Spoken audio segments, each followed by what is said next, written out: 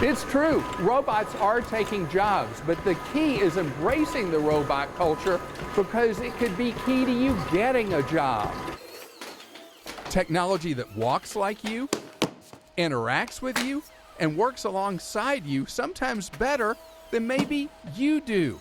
But will it replace you? If you go to an automobile plant, what do you see? Well, robots. Technology creates opportunities, creates new products, but it also destroys old jobs along the way. Emory Associate Professor of Economics Leonard Carlson says it's been that way for years. Otherwise, we would still be, plowing with oxen and, sharp sticks kind of thing.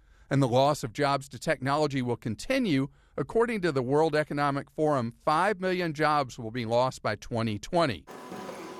But should you be afraid that robots are going to completely take over? Georgia Tech roboticist Aaron Ames says no. There's actually passive springs right there in the ankles. Ames and his students, along with SRI International, built the humanoid robot Duras. Robots won't take over our jobs. Robots will be able to supplement us as we do jobs. Ames believes we're just starting to understand how to make robots like Duras move and act like us. So the idea here was to make a robot that's the most efficient walking robot ever to exist. Even though Duras is walking on its own, it's not an intelligent entity. It's not cognitively thinking about the environment and making decisions at a cognitive level. If she starts doing this step, the system has learned that this pairing means something, so it will also start doing this. That's where Georgia Tech PhD student Mikhail Jacobs' work begins.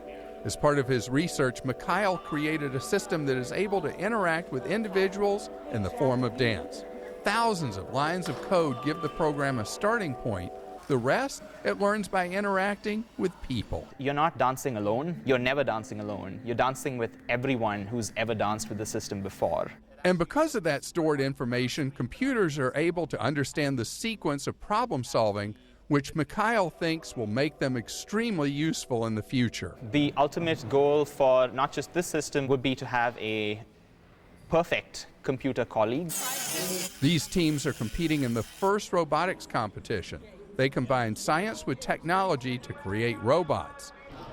They say emerging technology isn't something to be afraid of.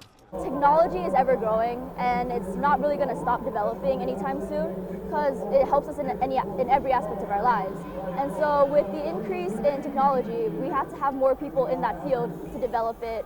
Throughout history, people have always been afraid of new technologies. At one time, because of agriculture becoming mechanized, people thought there would never be work again. How untrue that was. Don't be afraid of this, learn it. I'm Clark Howard.